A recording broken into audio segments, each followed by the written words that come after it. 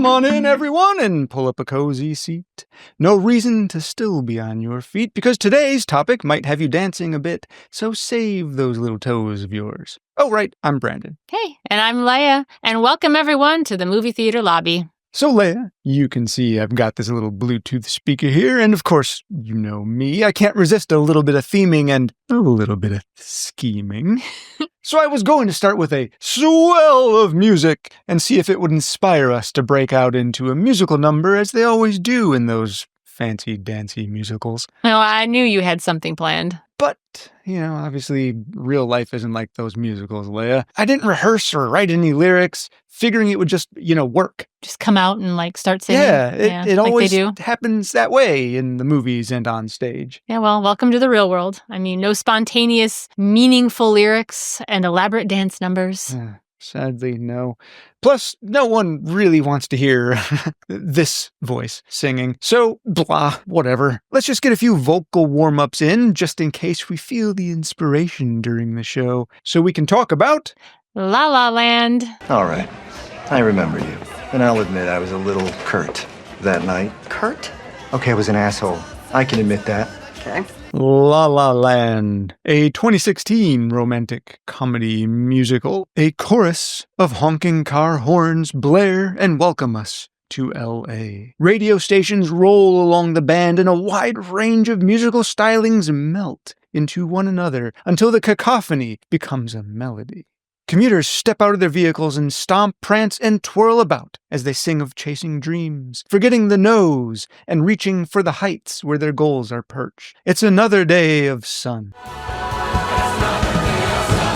Even when dreams seem out of grasp, when the pursuit of lifelong ambitions is stolen from their palms, the ever-sunny L.A., with its lofty hills and echoing gorges, shines the revivifying rays of soul-warming sun down upon them, and tomorrow, just like today, will be another day of sun. It's another day of sun. Despite the grand, dreamlike number we just had the fortune to see, forgetting the sunny, warm, inviting landscape before us, winter has come, and this traffic jam goes for miles. Miles upon miles of soul-crushing bumper-to-bumper insanity that leaves one plenty of time to let their mind wander and dream, and maybe even get angry. A horn blares at length as traffic begins to move, and the very upset fellow in the convertible hastily speeds around the confused and oblivious young woman reading lines in her Prius. In a coffee shop, the line reader tends to a cash register as she leers dreamily at the celebrities that patronize her counter. Dinged to attention by a buzz of her phone, this acting hopeful realizes she has an audition to attend and hurriedly tears away her apron and wishes her boss a good evening. We observe from behind the casting desk as the aspirant delivers her lines, walking through a range of emotion. And just at the apex of pouring her heart into the effort, a door is opened and the casting agent is distracted by a phone call waiting for their attention. Tell her I'll call her back. In 2 minutes?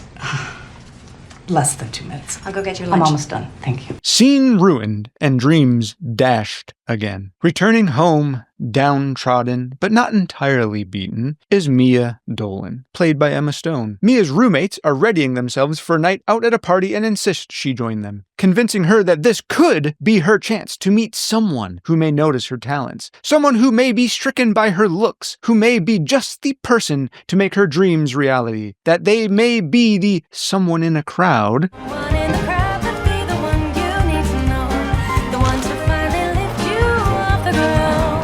and be her own personal Queen Mab, exhausted by the insincerity of the crowd as she does the same routine, doing her best to sell herself to strangers who really don't particularly care. Mia takes her leave as false passion and fake excitement wind around her. On top of it all, tragedy strikes as her car has been towed. Mia wanders her way home but passes the sound of a piano softly cooing from the small club along her path. Back in the sun now, riding along in a convertible with the angry man from the opening, we see Mia give the finger to the man in the convertible, this time from his perspective, not hers. We follow him this time to his apartment, where he is shocked to find his sister waiting for him, and she is sitting on a stool that was once sat upon by Hoagie Carmichael, which the baked potato so carelessly tossed away. After a familial beatdown and debate over romance and dreams, Sebastian, played by Ryan Gosling, practices piano and makes his way to a gig playing Christmas carols at a restaurant called Lipton's. After a long night of dull, meaningless, uninspired, unpassionate holiday cheer, Seb finally rolls into a one full set list for you, almost, and one for me, medley of Deck the Halls, into Mia and Sebastian's theme, parentheses late for the date.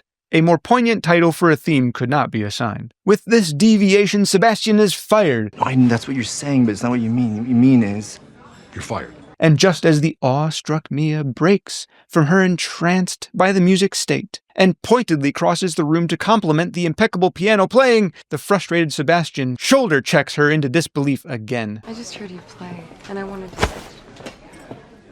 But not because of enraptured, melodic emotion. Spring has sprung after many more auditions, and Mia finds herself at yet another wrote-by-the-numbers pool party. An 80s cover band plays the event, and Mia realizes just exactly who's garbed in red, playing the keyboard and guitar. It's Sebastian. When she has the chance, she requests, Girl in the front. I ran. I ran. A fantastic suggestion. All right, piano man, tickle those ivories. Let's hit it. knowing full well it's an insult to the inconsiderate Sebastian on a few levels. At the end of the long party that seems to have lasted well into the evening, Mia spots Sebastian leaving and takes one last shot. She teases/uses him by asking him to grab her car keys. As a means to get out of a conversation she seems to want no part of, but also to dig one last time. Sebastian escorts Mia to her Prius, and the music begins to tinkle to life. sun is nearly gone. No lights are turning on. And, oh, wow, I feel like we're stepping into some not-so-passive-aggressive bouncing between the two and a little will-they-won't-they romantic type tension starting up here. So let's leave this duo to their lovely night and step out of their uncomfortably antagonistic relationship. What a waste of a lovely night. Let's get on to the fun stuff, shall we? I think we'll start with director-writer Damien Chazelle. So Chazelle, at a young age, tried his hand as being a jazz drummer, but he felt he would never be great, so he went into film. Yeah, so that's changing your trajectory a yeah, little so that's bit. kind of what he did. I mean, he didn't give up playing the drums, No. but, he studied filmmaking in the Visual and Environmental Studies Department at Harvard University and graduated in 2007. At Harvard, he lived in Courier House, and he was roommates with composer and his now frequent collaborator, Justin Hurwitz. And unsurprisingly, of course, he did the score for La La Land, so... And then after graduation, he moved to LA in hopes of attracting interest in producing La La Land. He started off in college writing Guy and Madeline on a Park Bench with Hurwitz, which received a little bit of acclaim. And then with the funds that they made on that and the publicity that they made on that, they went on to do Whiplash. And Whiplash did really, really well. Yeah, really intense movie. Really intense movie, pretty dark. Because of Whiplash, then he was able to create La La Land. So La La Land was conceived like 6 years prior, and they had people come to them and tell them that they would produce it, but they wanted to change a bunch of things, and they only gave him $1 million budget, and it just didn't feel right. So he held on to it, and then after Whiplash, he was able to actually do the exact vision that he was hoping to do instead of somebody else's vision. Yeah. So aside from Whiplash and La La Land, he also did a biographical drama called First Man in 2018, also starring Ryan Gosling, and he did the period black comedy Babylon as well from 2022. Which I really like. It didn't do very well. A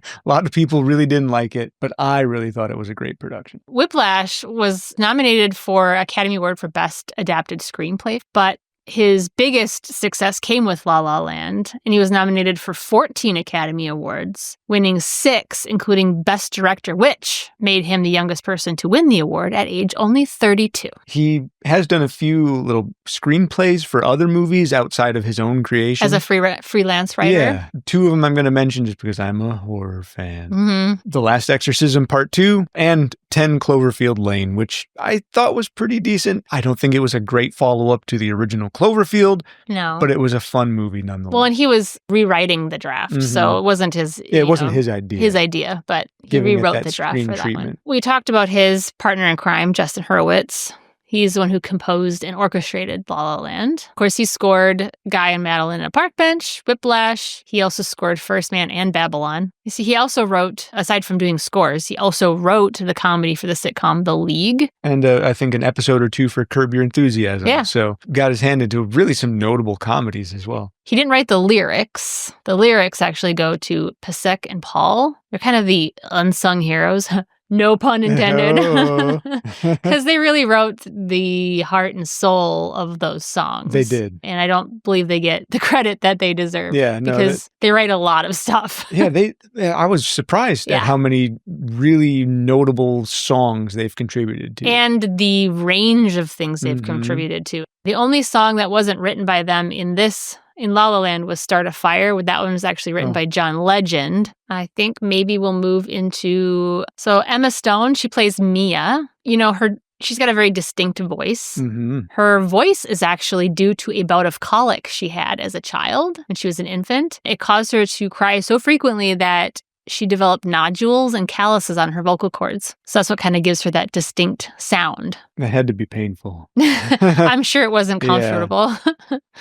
She's wanted to act since the age of 4. Initially, she wanted to do sketch comedy, but then she moved more into musical theater. So she's already been singing and dancing, at a young age for other things. She took vocal lessons for several years as well. So her acting debut was at age 11 in the stage production The Wind in the Willows, and she played Otter. I thought it was quite interesting that she and Ryan Gosling share something in common, and that's that they both dropped out of high school to pursue acting. And they're so frequently paired together. I think this is like their 3rd or 4th movie where they've acted together. Yeah. Adorably, Emma actually created a PowerPoint for her parents to convince them to drop out of school.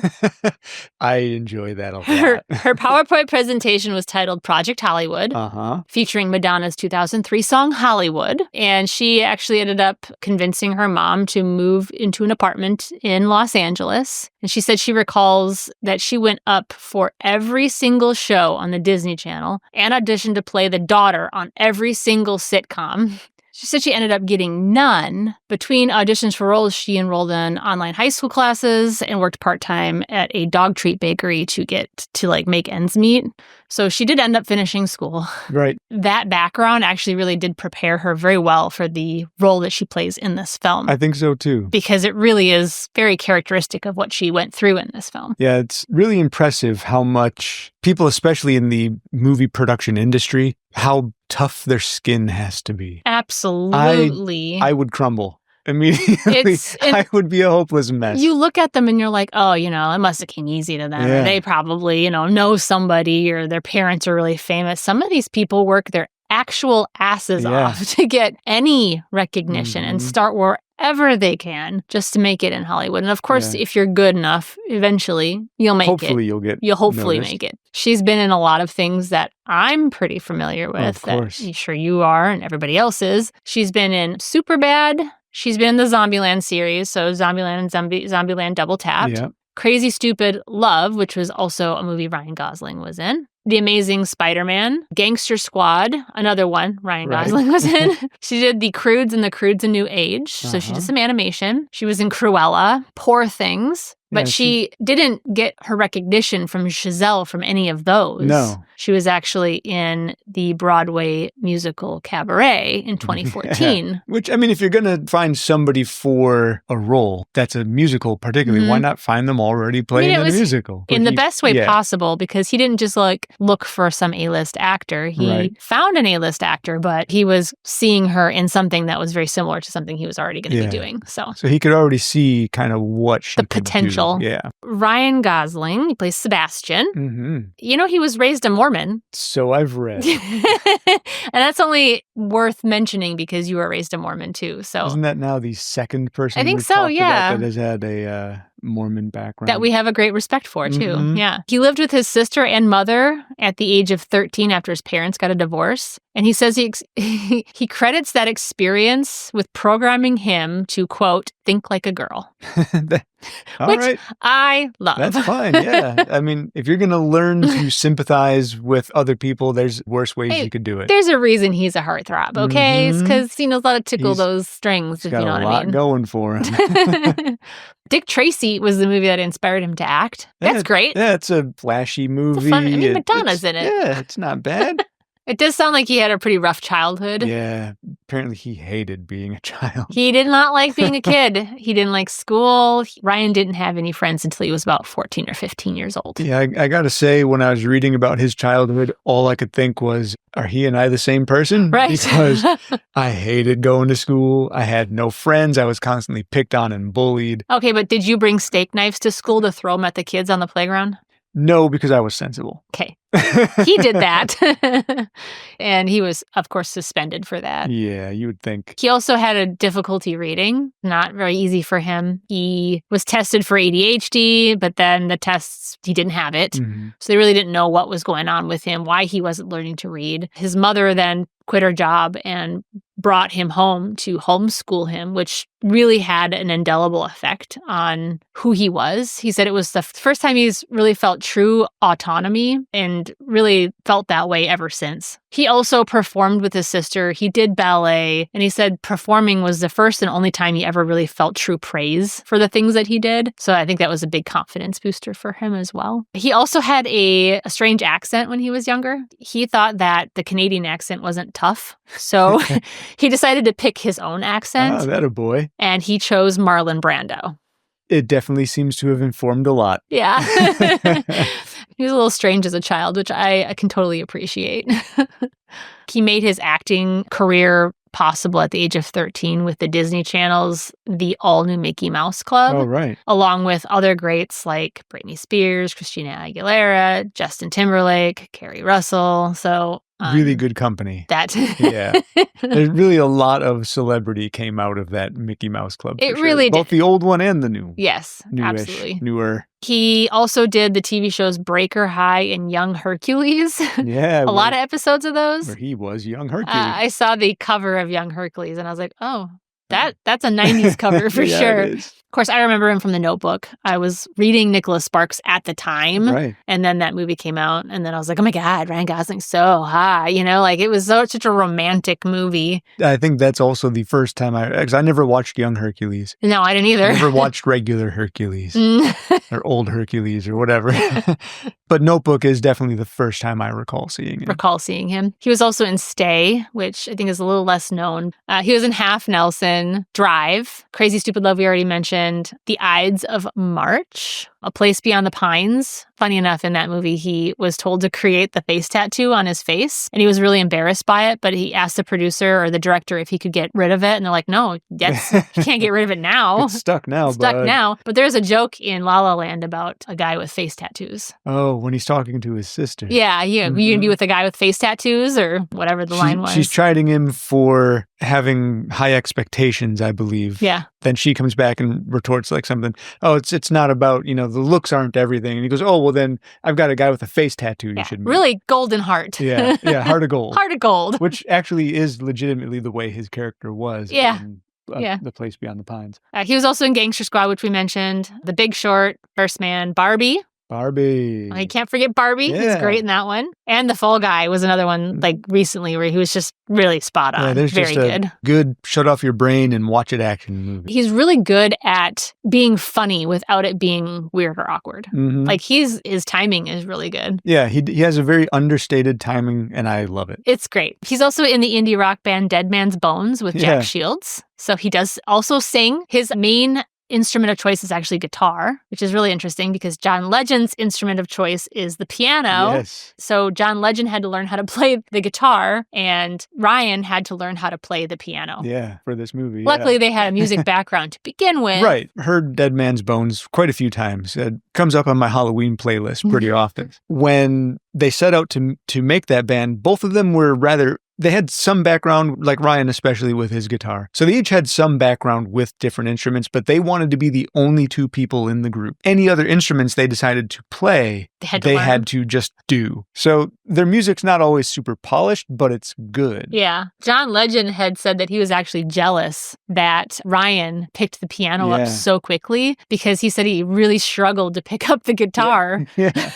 And he was jealous because Ryan practiced a lot. It was 2 hours every day for a lot of weeks. Yeah, like 8 weeks, I think. It was a long time. But he said it astounded him how quickly he picked it up because he didn't think that it would happen. A couple other little cool things about him is he owns Tigine. It's a Moroccan restaurant in Beverly Hills. Tagine. You can pronounce it however you want. But he actually oversees the menu himself. And then this film actually is the second highest grossing film that he's ever done after Barbie. Well, of course, after Barbie. Before Barbie came out, this was his highest grossing film. Who's this third mystery person? So the third mystery person I wanted to mention was John Legend. We've already kind of... Okay. He was excited to do this one. Yeah, and he is really the only other super notable character in this movie. Everyone else is very background and side. I think the other one would be J.K. Simmons. Yeah, J.K. And Simmons. he really only appears in the beginning few scenes, and then he's gone. Yeah. John Legend, his character has almost the catalyst for bigger relationship moments between Mia and Sebastian. It's not his fault, but he provided an opportunity for Sebastian that caused potential rift between the two characters. John Legend, of course, I'm sure everybody knows him as a musician. He's performed with a lot of really notable musicians even before he gained fame himself. He's performed for Jay-Z, Alicia Keys, Lauryn Hill, Janet Jackson, Dilated Peoples, and the Black Eyed Peas even. And of course, the number of awards this man has won, I'm not even going to go into them. Because it's ridiculous. It is insane. Yeah. This is kind of his biggest movie role or acting role in general. It's about time he's in a musical. He was in Jesus Christ Superstar was as well. He? Yeah. I didn't know that. He played Jesus. Did he really? He did. I actually like Jesus Christ Superstar. Jesus Christ Superstar was 2 years after La La Land. I'm sure this is maybe where they decided to cast him from, or just the fact that he's a damn good musician. That helps, yeah. King Herod in this live production of Jesus Christ Superstar, played by Alice Cooper. Yeah. So I feel like we have to watch this at some point. Yeah, we went and saw him live not long ago. Man, he was great. Ooh, that guy still puts on a hell of a show. Yeah. It's crazy. All right. So I just wanted to mention John Legend in here because he deserves a call out as well, especially for his first major role. Yeah, I literally just mentioned his name like a little bit. Yeah. All right, so let's move on to Acclaim. So I got legs. Woo-hoo. Oh, after last week we didn't have them. Yeah, it's been hit or miss the last couple weeks. So 10.4, which is really good. And for good reason. A little deca leg. Cute, Brandon. Uh-huh. So this film did really well. So it had a surprise $30 million budget. It made $151 million in the United States and Canada. Worldwide, it made $472 million. Another website I looked at, the numbers says 505 millions. Yeah, either way. Multiple millions, hundreds of millions. I think the production company was happy with their returns. You think they were? They almost saw $1 million opening weekend. It was $881,000. Aside from the numbers looking really good, the reviews were out of this world. Even Rotten Tomatoes, who's known to be like pretty hard on their reviews. They can be, yeah. They can be. 91%. It's a really beloved movie. It really is. Metacritic weighted at 94 out of 100. It was the third and sixth highest scoring film release in 2016 on each respective site. CinemaScore gave the film an average grade of A-. And Post-Track reported audience gave it an 81% overall positive score and a 93% definite recommend. High marks all around, generally praised for its direction, screenplay, cinematography, music and performances, and then the chemistry of both Stone and Gosling. So people found it hard to find something to dislike. And it shows in the awards that it received, too. At the 74th Golden Globe Awards, it received 7 nominations. The film won all 7 categories for which it was nominated. It set a record for the most Golden Globes won by a single film. And then at the 89th Academy Awards, La La Land received a total of 14 nominations, tying the record for most nominations by a single film with the films All About Eve and Titanic. It won 6 of those, but of the 3 of those, of All About Eve, The Titanic, and La La Land, it didn't receive Best Picture. Which, boy, is that a big... Yeah, I know. It's sad. Damien Chazelle himself is the first director, of course, to win the Academy Award for Best Director for Musical Film since Bob Fosse for Cabaret in 1972. Oh, okay. And Chazelle is the first director to win the award for Original Music Film since Vincent Minnelli for Gigi in 1958. Did you read about the kerfuffle that happened? I did. You want to tell us a little bit about it? So as Best Picture was being presented, we had Faye Dunaway and Warren Beatty doing the presenting. Warren Beatty handed a card to Faye to announce the winner, read aloud the name of the movie inside, which happened to be La La Land. Woo! They all got up on stage. The cast and crew, they celebrated, they came up on stage. Started speeches, but Leia, that wasn't the right card. Ooh. Yeah. She read the card for Best Actress. It happened to be a duplicate of the Best Actress card for Emma Stone. Emma Stone did genuinely win Best Actress earlier in the evening. Almost 3 full speeches had been given. And after about, I think it was somewhere between 2 and 3 minutes, finally, the producers solved the issue. Oh, man. Well, how it's so heartbreaking. The real winner, and very much deserved, was a movie called Moonlight, a semi-autobiographical drama tackling the topics of identity and belonging, especially in the African-American culture. I haven't seen the full thing. I've seen clips here and there, and it looks really intense. Good. It looks really good. I would absolutely like to see it. Definitely, absolutely deserved its win from what I understand. Oh, what a mix-up. That is a pretty terrible mix-up. Yeah. Especially between those 2 very highly competitive films. Yeah. And of course, the producers of the show came out and made a deep apology to the cast and crew of Moonlight and La La Land and Faye Dunaway and Warren Beatty for the mix-up. Boy, oh boy, was that something. That's messy. I think maybe what we might do is just chat a little bit about the inspiration for the film. Chazelle's idea originally was to take the old musical, but ground it in real life where things don't always exactly work out the way that you would hope they would. It was kind of to salute creative people who moved to Los Angeles to chase their dreams. But he had a lot of inspiration from musicals from the past. One of those inspirations was Jacques Demy's The Umbrellas of Cherbourg. Do you have a little bit of background on that one? I'm not super familiar with The Umbrellas of Cherbourg. I've dug into it a bit while I was researching this movie just because it was so relevant, but I've never seen it in its entirety. From what I've gathered, it does share quite a number of similarities. I suppose we should put some sort of spoiler. No, I'm saying it's too late. It's a warning. What planet are you from? Don't You're fire done. me. Don't fire me. I'm sorry, Seb. It's Christmas.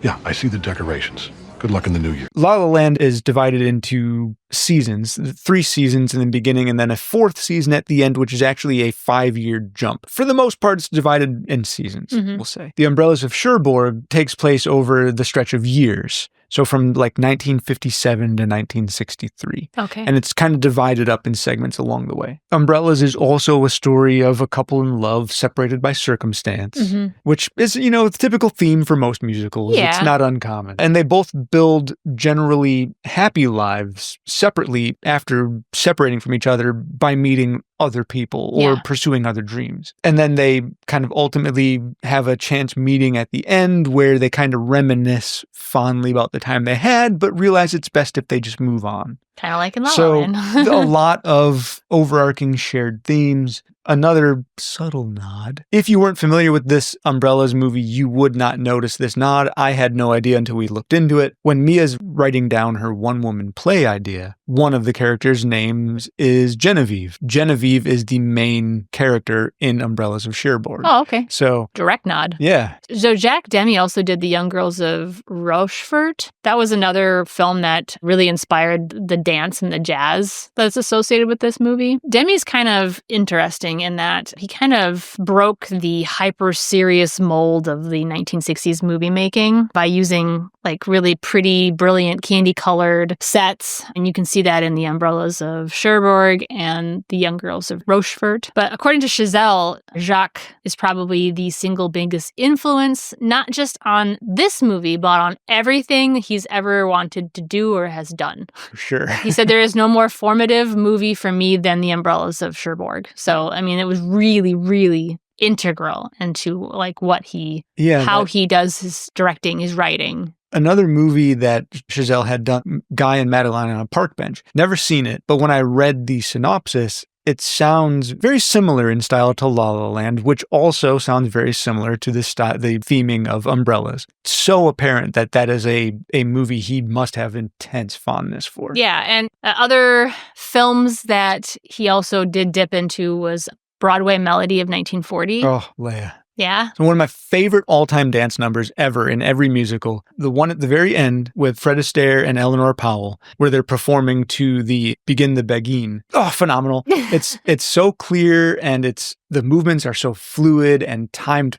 perfectly, and the chemistry between those two is insane. Just the really kind of subtle backdrop that they're dancing on. And you can actually see there's a sequence in La La Land where there's a very similar, almost a direct nod to that final set in Broadway Melody of 1940. What scene was it? It's the... You gonna elaborate a little bit? ending kind of dream sequence. It's a very darkened scene. It's kind of lit by what almost looks like Christmas lights in the background, and you can see them reflecting in the incredibly polished, clear floor that they're dancing on. So Singing in the Rain was also another one, The Bandwagon, and An American in Paris. American in Paris, another dance number I really liked from that movie that I remember from way back when I was a kid watching at my grandma's house, was that scene where Gene Kelly, kind of returning home, and he comes across a bunch of children in the street, and he begins singing the I Got Rhythm song. He's like, he points at the kids and goes, I got, and they go, rhythm. And then he's tap dancing and, flailing all about and just pleasing the kids, acting silly and goofy. Oh, man, I cannot dance. I cannot move my body. But it inspired you to want to, didn't it? I wish I could move with the talent that man had in that little space with little kids kind of dotted all over the dance floor that he's using. He will sometimes dance backwards, and with insane acuity, he will just know exactly where the kids are, and he'll be tap dancing backwards and flailing his arms and legs about and not hit one of them. I'm so impressed. I cannot stress how awesome that is. It's okay. Moving on. Your excitement it's palpable. It's palpable. We're not here to talk about An American in Paris. Well, and An American in Paris is also about the struggle of being an artist and reconciling with your dreams. So, I mean, that is kind of another reason why that was used as a backdrop for this film. And of course, the title La La Land, it's taken place in LA. It was originally supposed to take place in Boston, but they moved it to LA, and La LA is part of, the reason why the term La La Land is for the title. But it's also because, you're living in La La Land, where, your dreams, you have all these dreams and aspirations, and your head's in the clouds when you're thinking about them, and you come to LA and the harsh reality is much different. Yeah. Speaking of the harsh reality, we mentioned earlier how some of audition sequences that Mia had to go through were pulled from their shared experiences. Do you want to share some of those with us? The one that I think is most notable is Ryan's experience with an audition that he had done, very similar to a scene that they showed in the movie where she's auditioning and she's crying, just like in your intro. She's crying and pouring her heart out, and then somebody comes in with a phone call and just ruins it. It actually happened to Ryan, of all people. That happened to him. Oh, that's such a horrible story. That's mortifying. It makes me cringe for that person who did that. Just how do you do that to somebody? I've never auditioned for a thing rude. in my life, but that would be mortifying. It's mortifying. And you wouldn't do it in a job interview. Why would you do it at an audition? I would have promptly stopped crying for fake and started crying for real. Right? And just cried my way out of that room. You may have gotten the role. Yeah, maybe. Right? One of the scenes that was a direct relation to another movie, which the movie is called Love Me Tonight from 1932, is the opening scene. And in that opening scene, it starts with that cacophony of street noises. In Love Me Tonight, it's also Paris waking up at dawn. There's shutters opening. There's people sweeping the floors. It's like the sound of the city, and that whole sound turns into a rhythm, which then turns into a musical number. He always wanted to do that, Right, actually. yeah. That was something he always aspired to goal. do. It was a goal.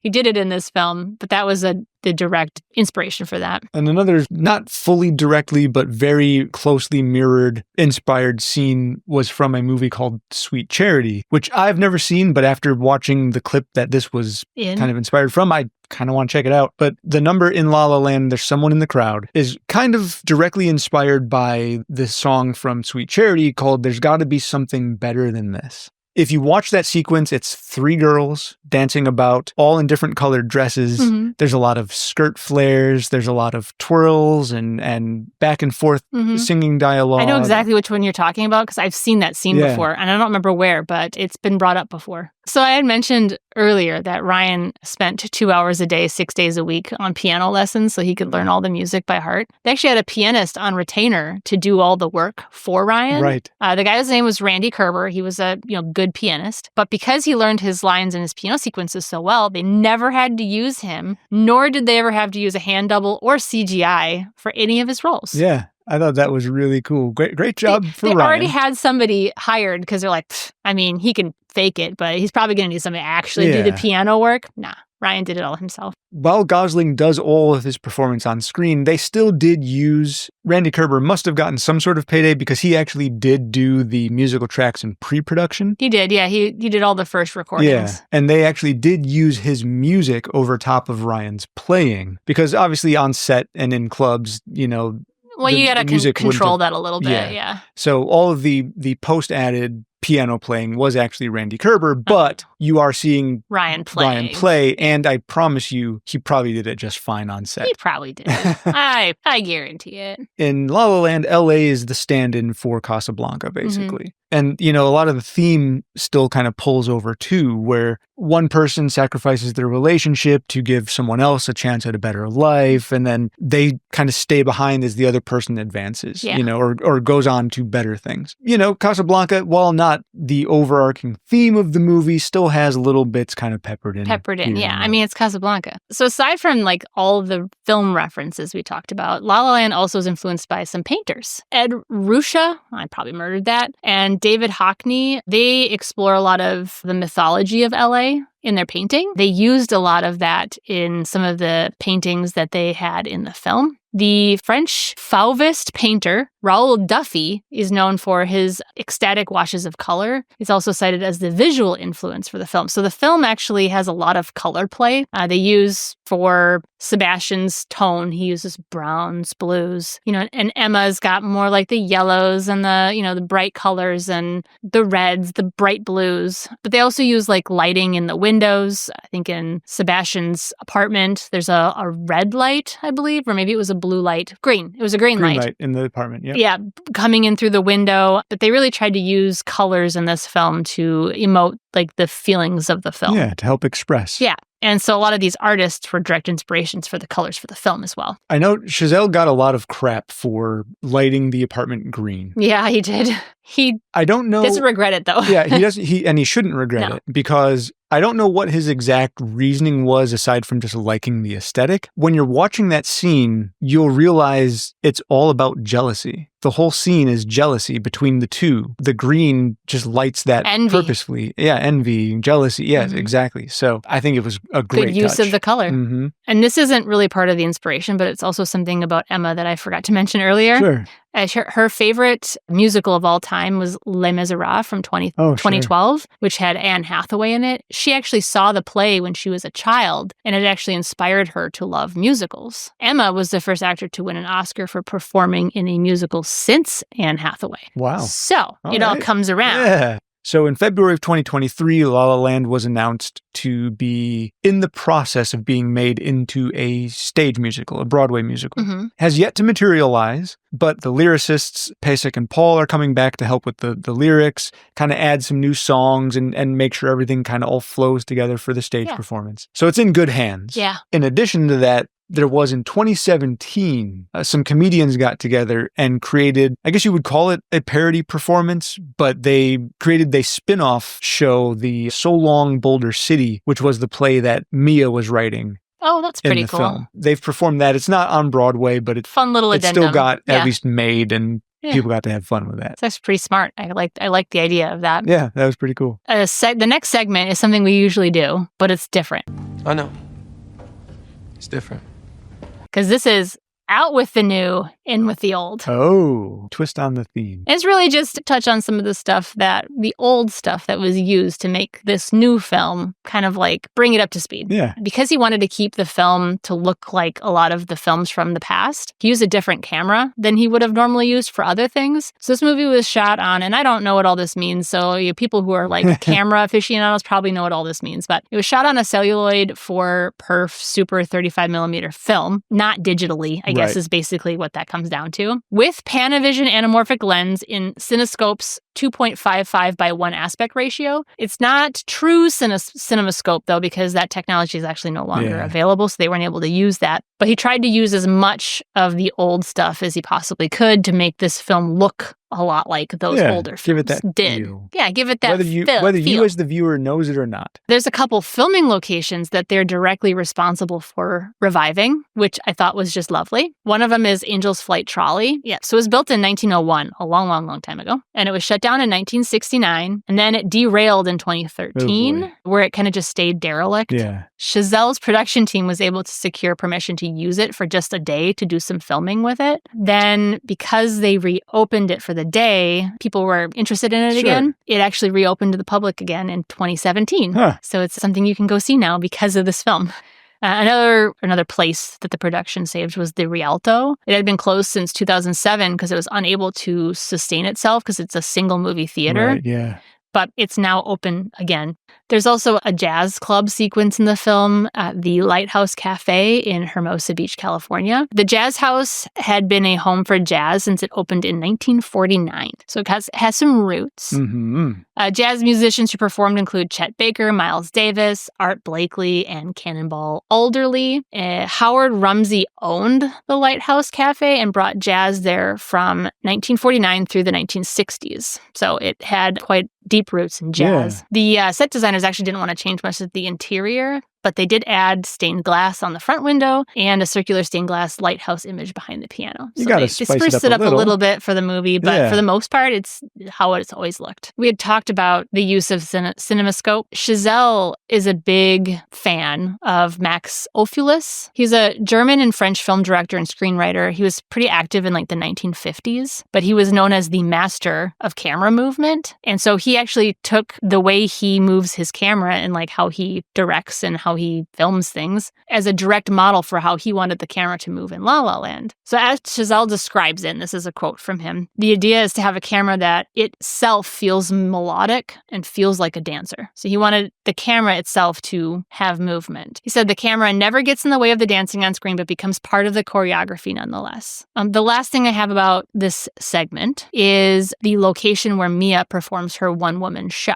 It's at the Hayworth Theater in Wilshire Boulevard in Los Angeles, and it opened in 1925 as the Masquerade Theater. By 1950, the Hayworth was known as the Vagabond Theater, and it was an art house and revival theater that screened many of the movies which inspired Damien Chazelle to make La La Land. So not only were some of the acting experiences of Gosling and Stone kind of thrown into the mix just to give inspiration there, there's also some story beats that got decided by The actors themselves. So Chazelle's first idea for Sebastian was to have the goal of being a successful musician. Ryan thought it'd be better if his goal was to own a nightclub. So that sort of twisted the story a little bit more. Because, I mean, if his goal was just to be a successful musician, Sebastian kind of achieves that in this movie. To give extra life to that idea, it seems like the club ownership was a nice little twist to give more depth to that whole situation. And it was Emma Stone's idea to have Mia design the logo and the name for his club. Chazelle took those two mashed them together. Pretty good ideas and threw it in the story. So it seems like he's a good guy to work for. We mentioned earlier how Stone and Gosling had to do a lot of learning and training for their roles. They had some experience in music. Obviously, Ryan was in the music group. Emma Stone had been doing musicals on stage. Yeah. Neither one of them are really super experienced as far as that was a preference. That was intentional. Chazelle, that was. He had the choreography done by Mandy Moore. And if people know who Mandy Moore is, or if you're a fan of the show So You Think You Can Dance, you've probably heard her name before. That's what she's real popular for. She was actually tasked with making the choreography for Emma and Ryan real, like a normal person would do it, like somebody who's not classically trained would do it. So she almost had to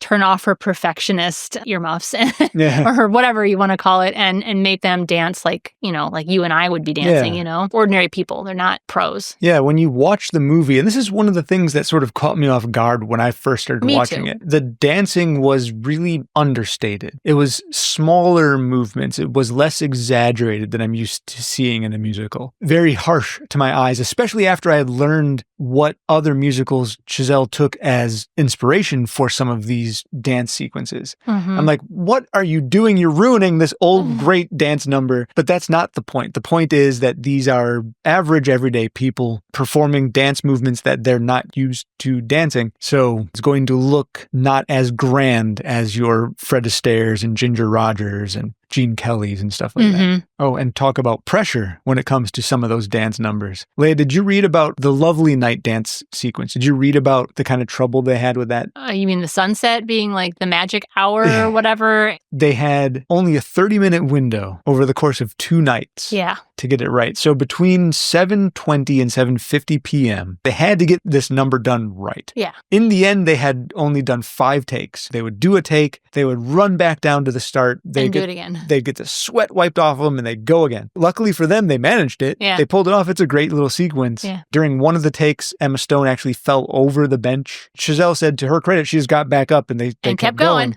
because they couldn't ruin the full take. Yeah. But it was the 4th take, apparently, that they ended up using in the film. And they didn't piece them together, right? It was just one because that's kind of what his thing is he doesn't like to do parsed out takes. Yeah. He likes to do full takes. Yeah. Yeah. She also did the audition one with Hurwitz in the background behind like the curtain playing piano. So she could speak the singing lines at her own pace. Yeah. They ended up doing that one like 8 times. They ended up going with the second take. It's interesting to hear the process behind how they get some of these takes. It's stuff I never would think to do, but that's why I'm not a filmmaker. Right? Yes. Or a singer. Or a singer. Well, there's many reasons I'm not a singer. Aside from Damien putting people or actors in his films that aren't classically trained.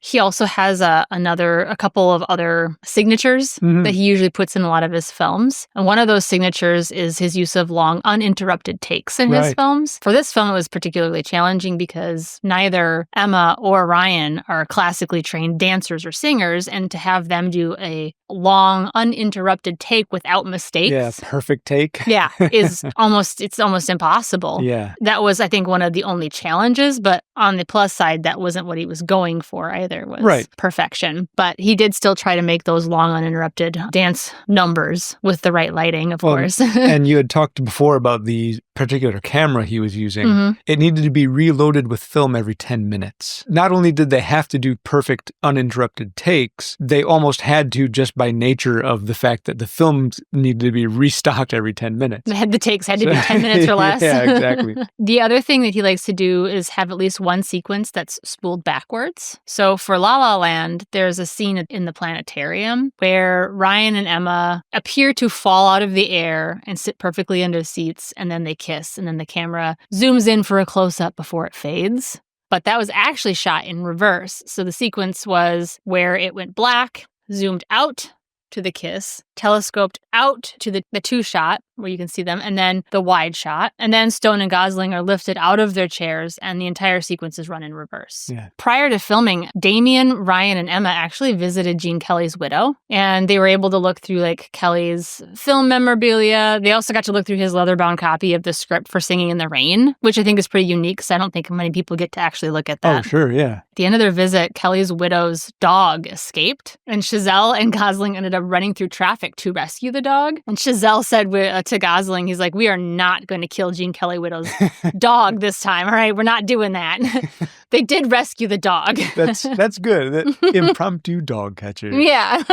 I heard one extra little anecdote about that meeting. So Chazelle was on record as saying, hey, we went over to see Gene Kelly's widow, and I'm a normal human being, so I brought a bottle of wine, and Emma's a normal human being, so she brought a bouquet of flowers. Then there's Ryan, who shows up with a 25-pound apple pie. I'm sorry, but Ryan seems like he's the coolest dude that's ever happened and totally in my wheelhouse in terms of mentality. Yeah, I think so. Wow. Yeah. If he had showed up at my house with a 25-pound apple pie, I'd be like, this guy, he knows a woman right here. He knows the way to my heart. Like you said, he knows women, man. He's got that sense. He thinks like a girl. So J.K. Simmons was in this film. Indeed he was. He was technically the first person cast. He was in the film Whiplash. Indeed. Major role in the film Whiplash. Hell of a character in the film Whiplash. Chazelle actually had said that he likes to muse that it's the same guy from Whiplash, but many years after he's been fired. And then he's decided to despise jazz and only wants to hear Christmas jingles for the rest of his life. Yeah. And to be clear, it's certainly not the same character, but in his head canon, in his musings, in his fun mind. little mind. Yeah. It was supposedly a little in-joke between J.K. Simmons and Chazelle to say that this is the same character. Yeah. But it's not really. Yeah. Ryan Gosling's Sebastian is, of course, obsessed with jazz in this film, but he's also obsessed with the past. In the beginning, we see he's driving a 1982 Buick Riviera. Yeah. Whereas Mia is driving a newer Prius. Yeah. And when you see him in his apartment, it's full of boxes, all packed up, all memories of the past. The colors that are used every time you see him too are almost kind of vintage retro colors. Vintage colors. But he's like, whoa, you haven't seen Rebel Without a Cause? When Mia mentions that she hasn't, he says, we gotta fix that. And he's obsessed with the Van Beek, the former jazz club, being turned into a samba tapas club, right? So he's obsessed that all these modern things are replacing the past, which I think was funny because there's a point where Mia says, hey, nobody's going to go see a jazz club that's just old jazz, right? And then she mentions that naming the place Chicken on a Stick, you are still alluding to the past and no one's going to want to go to that club named Chicken on a Stick. So name it Seb's, make it modern. It's also ironic because Sebastian's upset about the fact that the Samba Tapas place is specializing in samba and tapas. He even says in the movie, Samba tapas. Pick one, do one right. Well, he's also wanting to do a chicken and jazz club. Pick one and do it right. But he's refusing to acknowledge his hypocrisy because it's his dream. He's so obsessed with the past, and Mia is so forward-facing. She's so future-oriented, so modern. But yet, we see a turn in him, which, short of giving away the full rest of the movie, and that's thanks to Mia's influence. You had touched on earlier about how Chazelle's point in this movie was to see their dreams differently.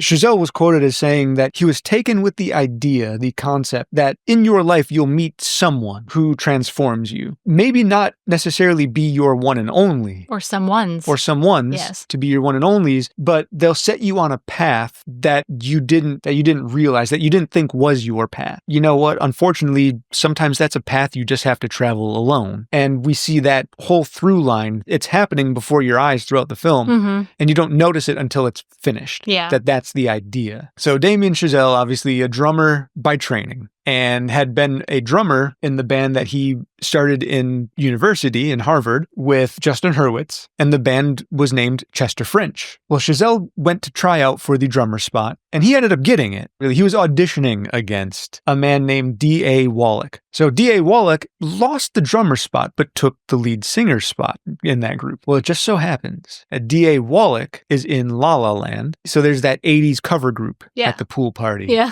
And the one that Emma Stone's Mia goes to, and she sees Sebastian playing keyboard. And he's got that red coat on. He looks so uncomfortable. He looks so weird and ridiculous. So he's the lead singer of that 80s cover group. Okay. Since Chester French isn't a thing anymore, he's gone on to do his own thing, and he's got recording contracts, so he's still making music, loving it. I've listened to some of his stuff solo. It's great. Chester French was good too. Yeah. He's really is a talented singer. Yeah. Did you look more into the Sock of Fleagles, the Flock of Seagulls connection? Watching the music video for I Ran, the Flock of Seagulls music video. Talking about like the outfits that he wore? Yes. I did read about that. Did you read about that? Yeah, but I didn't write anything down about it. The funny thing is, when you watch the pool party sequence, the rest of the group are wearing blue shirts and Sebastian's wearing that red Mhm. jacket, standing out amongst the group. Mhm. And yeah, he's wearing a jacket. The rest of them are all wearing shirts. When you watch the Iran video, all of the group is wearing white shirts and dark colored pants, except for the keyboardist, who's wearing a bright red shirt. Crazy bright red shirt, huh? And the keyboardist in that group also happens to be the lead singer. So when you watch the music video, you can see the keyboardist doing his thing, and boy, is it plain. It's three or four total keys throughout the entire music video. Mhm. Key 1, press and hold. Key 2, press and hold. And hold. It's not complicated at all. Yeah. So you get to understand why Sebastian was so put off Sad about that. by that request. You really, that's what you're going to Because make me play? he's like, I'm better than this. This is the least complicated thing I am you can more make me do. talented Right, than yes, this. Exactly. So he's upset on that level that it's an insult to his talent. That makes that scene even funnier. But requesting Iran from a serious musician is just, it's too far. My lord, did you just say a serious musician? I don't think so. But of course, she also requested it because the second time she met him was when she went to go compliment him and he was running out the door after being fired. I So ran it's so far it's an away. insult on two levels. Yeah. Right? It's very smart. I got to read you a quote from Chazelle, and it's one that I very explicitly wanted to say because I thought it was very poignant. Mm-hmm. And it's short. It says that they, meaning Emma and Ryan, do a very difficult thing in this movie, which is to ground the most ungrounded of genres. And I was like, that is so poignant because it's totally true. And I think that was the goal that he was trying to get across in this, is that he said he was trying to create a musical that felt grounded in reality. Today's age is more iPhone, it's the YouTube generation. It's like fast paced. It's not whimsical as it was back in the past. And I think that's kind of the point he was trying to get at. One of the reasons I learned to like this so much is we need musicals for our generation. Mm-hmm. And this is definitely a musical for our generation. That idea leads me into something I was going to kind of round out with as a nod to last week. Prancing off of what you had just said. So this movie, I fully admit, the first time I watched it was just when we watched it for this particular episode. Never seen it before. No context. No whatsoever, context. Other than we knew it was a musical. Right. After watching it, I walked away not liking it. Mm-hmm. After doing some research on the film, I warmed up to it more, and then I watched it again. And you know what? I still would not say it's my favorite musical in the world. It's not. But I like it a lot more, and I understand more of what it was trying to do, and I have a lot more respect for it. Yeah. When I watched it, I saw a movie with, as we had mentioned earlier, understated dance moves. Yeah. Uncomplicated lyrical melodies. When I was comparing it in my head to musicals of the past, I think of grand movements, exaggerated gestures, complicated footsteps, and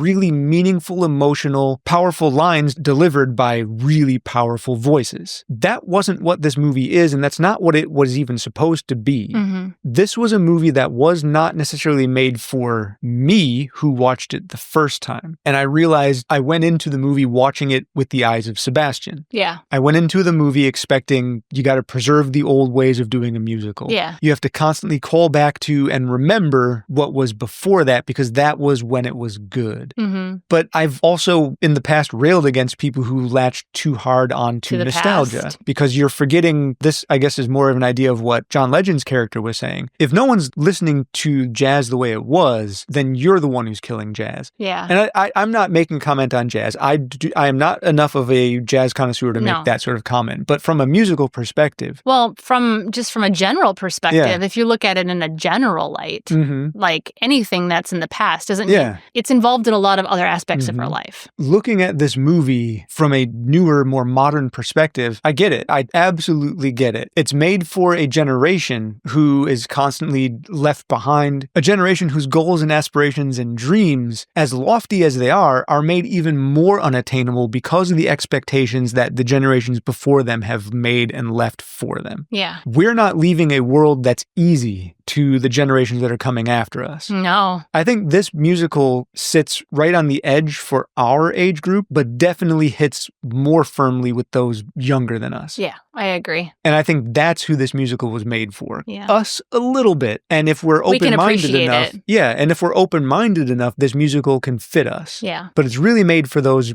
younger than us. Yeah. And you can't just have all the old musicals from the past. You have to have new stuff, and it has to be relevant. Yeah. It can't just be what it was back in the exactly. past. As fun as watching Gene Kelly do his I Got Rhythm Yeah. it's entrancing. You'll get lost in it watching it. But that's not what this generation is looking for. Right. And that's fine. That's great because you're taking what worked and adding a modern flair to it. Yeah. Like when... That doesn't take away from the past. It just adds to our future. When you see Sebastian on stage with the Messengers, and that it starts out with that sort of jazzy opening, the song that they're playing, the Light a Fire, right? But then it quickly leads into more of you get a bass line that pops in, you get some background singers coming up. Jazz is still underlying it, but it's being supported by more modern ideas and concepts. And as adverse as Sebastian was to that idea at the beginning of the movie, when you see him playing that song on stage with the Messengers, he's got a smile on his face the whole time. He's watching the crowd and he's loving the reaction that he's seeing the crowd give. Yeah. I think that's the perspective that this movie in particular is helping me see. Again,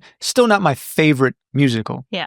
But it's definitely changed my perspective. Well, even when you look at how dance moves have changed over the years, if we danced the same way we did 100 years ago, I mean, we wouldn't have the styles that we have today. And I think a lot of the styles we have today are amazing. Yeah. I mean, even in the 50s and 60s, they were coming up with new ways to tap dance, new ways to dance jazz. There's so many new things that had come out. I mean, I read even a couple things while doing research about this of different dance styles that were coming out in the 50s and 60s. If we hadn't explored those, or if somebody had clung to the past and said, that's not how we dance, we would never have any of that. To the point of another point where he was telling Sebastian, hey, you're looking at all these jazz icons. You're putting them on a pedestal. And that's great. You should. They deserve it. But they were revolutionaries for their time. So back in their time, when they were revolutionizing jazz, the audiences, the audiences were not happy about it. And like, say, for instance, when electric guitar came to jazz. Oh, man. The Forget hell is about this? it. Bad idea, that says everyone who loved jazz before. Yeah.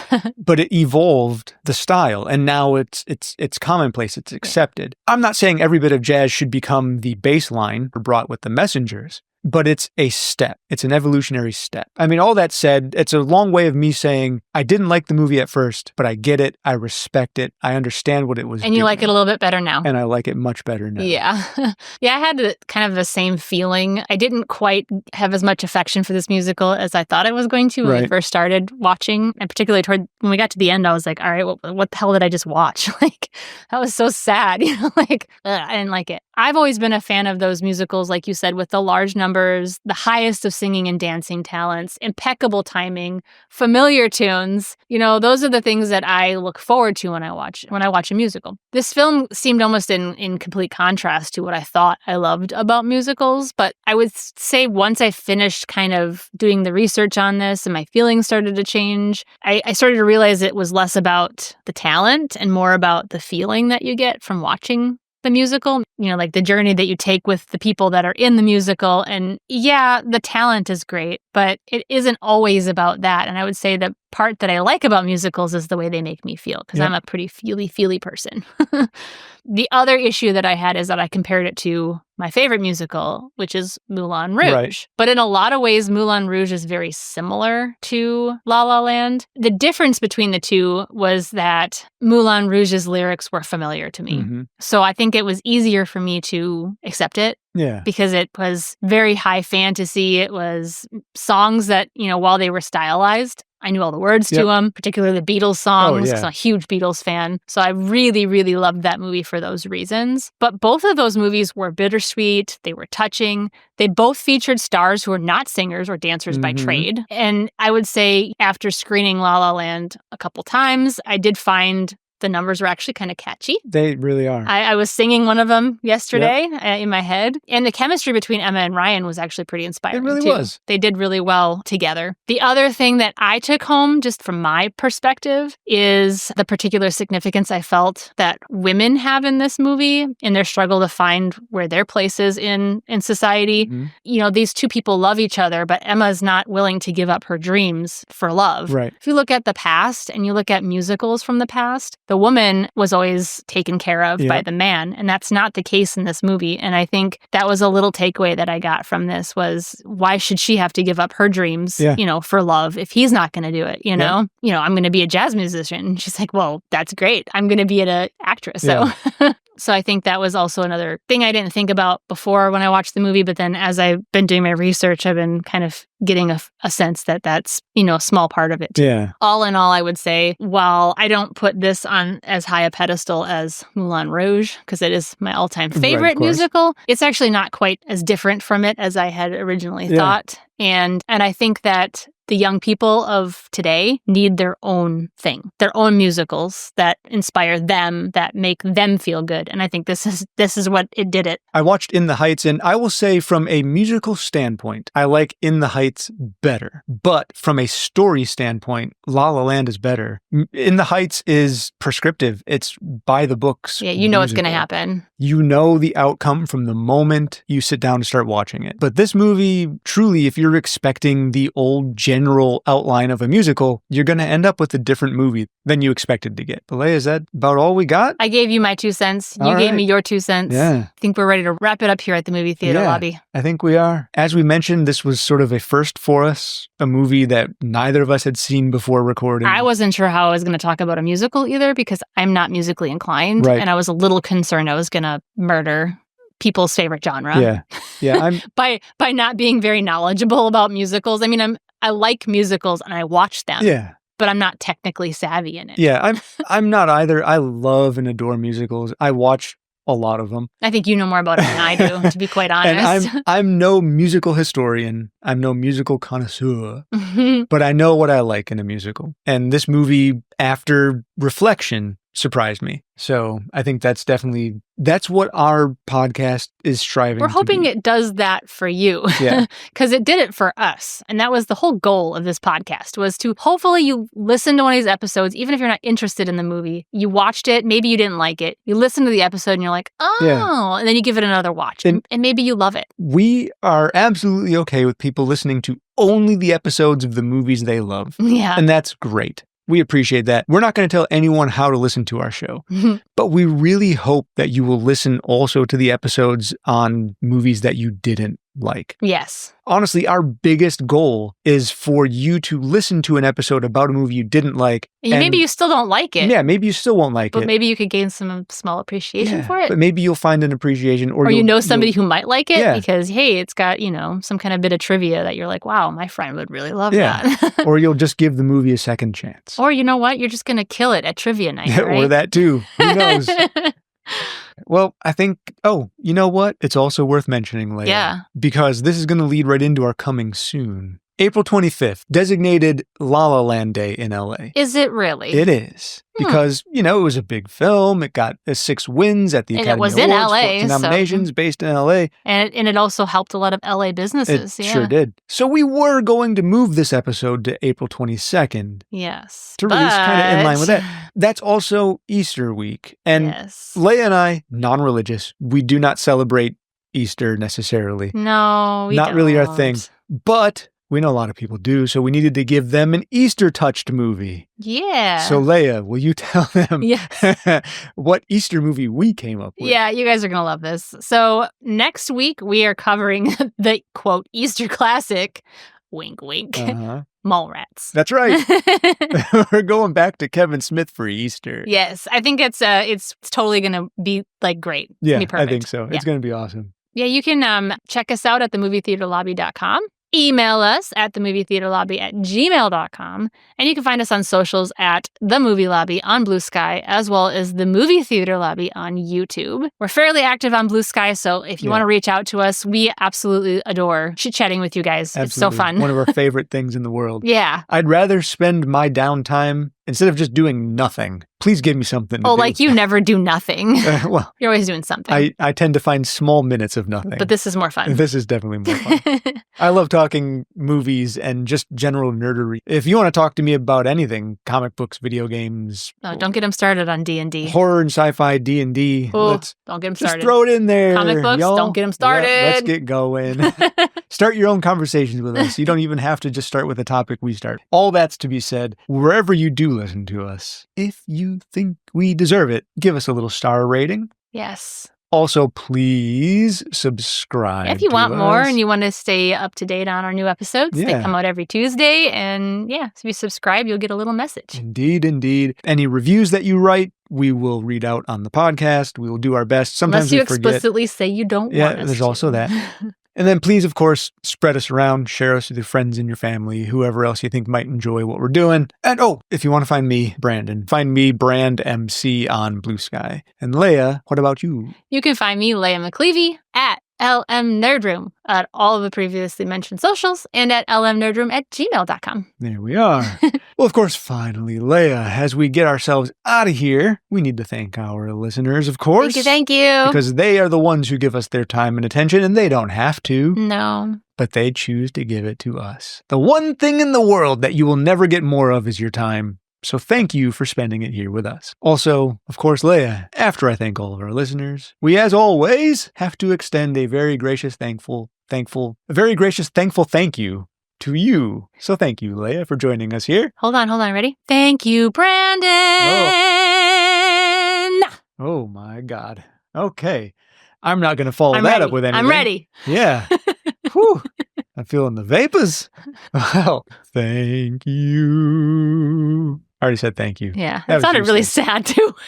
Oh, I'm the sad Thank clown. you. Thank you for joining us today. Oh, let's get out of here, Leia. Let's leave. We need to close it up. Okay. Bye, y'all. Bye-bye. Anyways, it's Samba Tapa's place now, so. What's a Samba Tapas place? You know, it's just like a samba place where they serve tapas. Oh. Yeah, so the joke's on history. I don't know. That's LA. They worship everything and they value nothing.